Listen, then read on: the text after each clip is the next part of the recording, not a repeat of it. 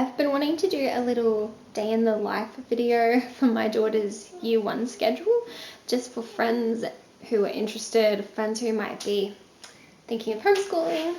So haven't really had the time to do it, but now we're kind of all stuck at home. I thought it would be a really good opportunity to do this. We're in Australia and my daughter's in year 1 and my son is in preschool, and we also have a toddler. So yeah, it should be really fun showing you what we get up to every day. This is not at all going to be a comprehensive video, and in no way am I telling you how to homeschool. It's just one person's experience that might be able to give you some tips and ideas, or simply just you may be curious to know what homeschooling families do all day. If you have any specific questions, please feel free to ask me. I will be happy to help. I usually start the day before the kids get out of bed, whenever I can. Most days I'm successful at doing this. So I like to just get out of bed and read some Bible and pray and start the day on a good foot, so that when the kids wake up, I'm not all moody. And yeah, so we do that. I usually wake the kids up with some praise and worship music, and that's their cue that it's time to get out of bed. They all run out, we have breakfast, and after breakfast we start our school day. So we don't have a schoolroom because our house is too small. So usually what I like to do is make up a little school area. Our house is really small, so we don't have a schoolroom, but I personally like to make a little schoolroom using either our toddler's bedroom or the lounge room. I just find the kids love this because it makes them feel like it's a different part of the day and they can really get into it. On the days when I'm feeling extra unmotivated and just flat, we usually do school on the kitchen table, or on the dining room table. So that a lot of homeschool families just do school on the dining room table. That's totally fine. So yeah, I'm gonna transform this lounge room into a schoolroom. I've got my coffee. It's essential. Absolutely essential. This is where I keep all of my teaching stuff, all of our records, the outcomes that we want to achieve this year. This is my schedule for the week, which I use pretty loosely, but it just keeps me up to date and makes sure that I'm doing everything we need to cover. So today is Tuesday and we've got story time, English, maths, history and art. It doesn't have to be in that particular order. Usually I don't do it in that exact order, but I always like to start off the day with English and maths because they are the subjects which require the most concentration. Yeah, so because the kids are fresh, they've just woken up, they're ready to start the day, we do those subjects first. Always. Ding-a-ling! Ding-a-ling-a-ling-a-ling! Yeah. That's our school bell. Start by counting. Is everybody ready? 1, 2, 3, 8, 9, 10! Hi, 10. A, B, C, D, E, F, G. January, February, March, and April. So our preschool child has a tracing of cars because he loves Disney cars. So we use Disney cars for basically every aspect of learning. For year 1, we use the good and the beautiful, don't we? Whenever I get one of all of these in the boxes, all of the sight words in the boxes, I get to colour in. For year 1, we have an assessment day, so we're going to get started. And for toddlers, we have a puzzle. So we're going to set the timer, and you're going to read the silent E words and see how fast you can do it. Are you ready? Set, go. Kite. Yep. Cone. Excellent. Cone. Good tracing. Very good job. Clap, clap, clap, clap, Clap, clap, clap. So make sure that you kids focus on your own schoolwork, not on your brother or sister's schoolwork. Zip. Good job.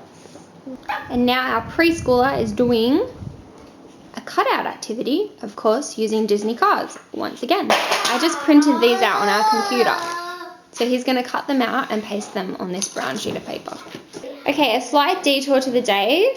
Our toddler put the glue in the bins, so we're just going to wash that. I try to keep the independent work for emergency situations. So if there's something they can do on their own, like handwriting, for example, I don't do that first thing in the morning when their brains are fresh.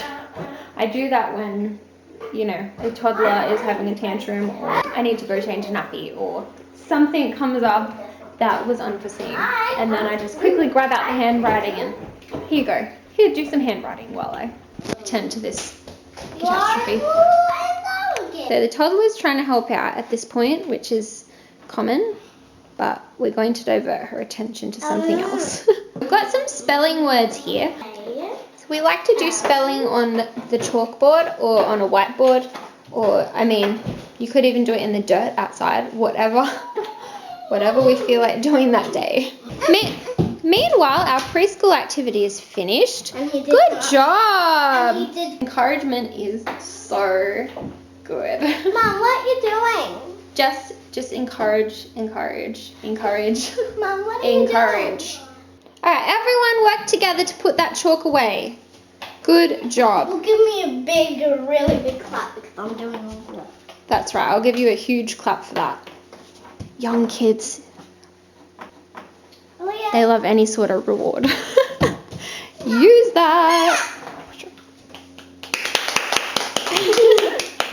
That whole section took about an hour of English and singing and whatnot. So we're going to move on to math. We've got an easy lesson today, so we're just going to do some maths quickly and then we can have morning tea after that, which I'm kind of hanging out for at this point. We've got a workbook we work through. This is pretty comprehensive and you'll pretty much cover everything if you go through it. But I do find certain pages that don't work for us. It's American, so it's got lessons in American dollars. Of course, that's not going to work for us. So if something like that comes up, we have something else to do instead. I like to have this big workbook just to help me know where I'm up to.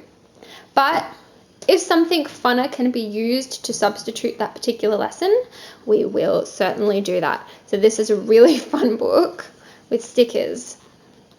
I don't know where this came from. Honestly, I think probably just from the newsagent or something. So we always find something fun to substitute lessons that aren't working for us. And that's the great thing about homeschooling. I'm prepping morning tea while she finishes her math.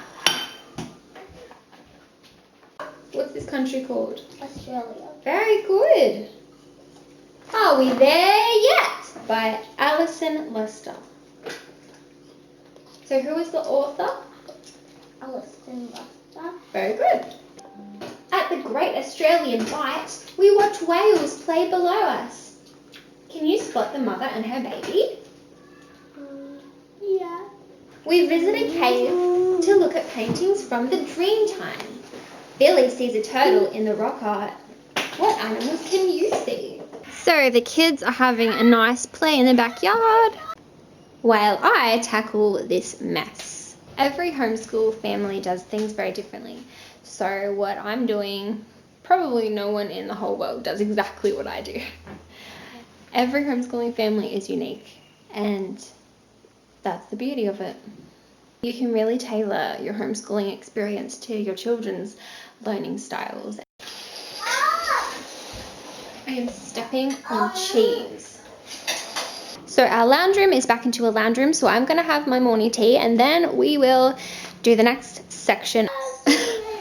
My student proactively, independently initiated art today. We weren't going to do this for art. I had no plans for art. But now we're doing a Frozen 2 collage. So it's all good. That's art. Done. Tick.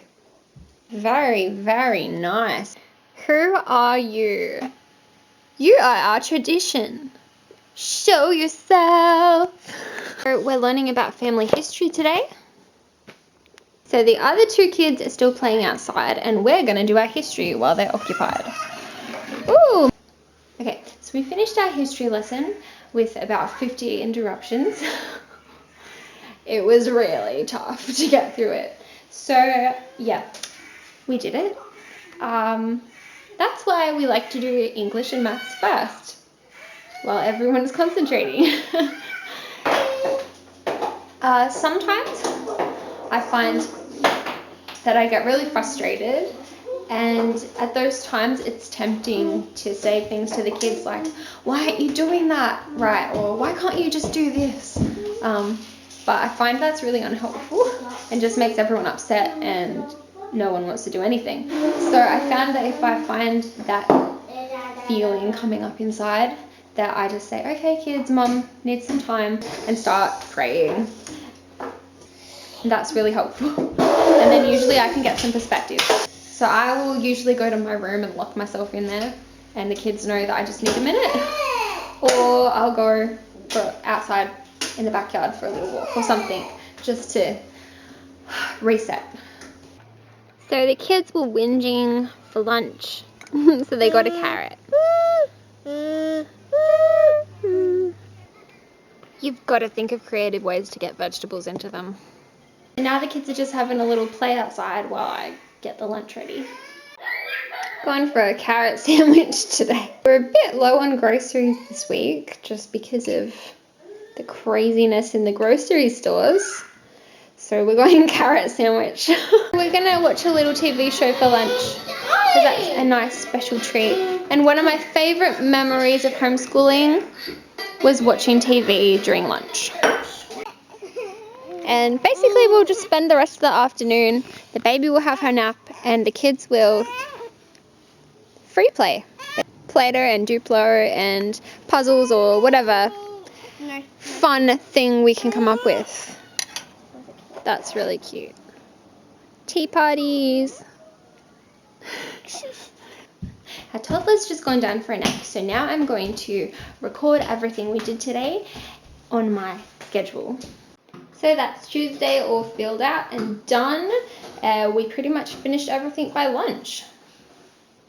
We have a rule on weekdays that we can't have any technology till 4 o'clock. So that works really well for us. Obviously, we watch a little show at lunchtime just because that was one of my favorite homeschool memories personally. So I let them do that. But yeah, other than that, the rest of the day, video games is off limits unless it's for school. And I find this works really well. Definitely recommend something like that. I would even go for 5 o'clock probably if I was to do it again, like after dinner or something like that. But they actually find plenty of things to do as long as they realize there's no budging of the technology rule. They're not going to be able to whinge their way into it. Then they just go and do all sorts of interesting things for the afternoon. So it looks like we're going to be playing Play-Doh for the afternoon while the baby's napping. What have you been making with Play-Doh? I made a pancake and some cupcakes. This is butter underneath, this is a pancake, and this is some syrup. Awesome! And that's our day in a nutshell. So I hope you enjoyed. Hope you got some tips and tricks. And yeah, see you later.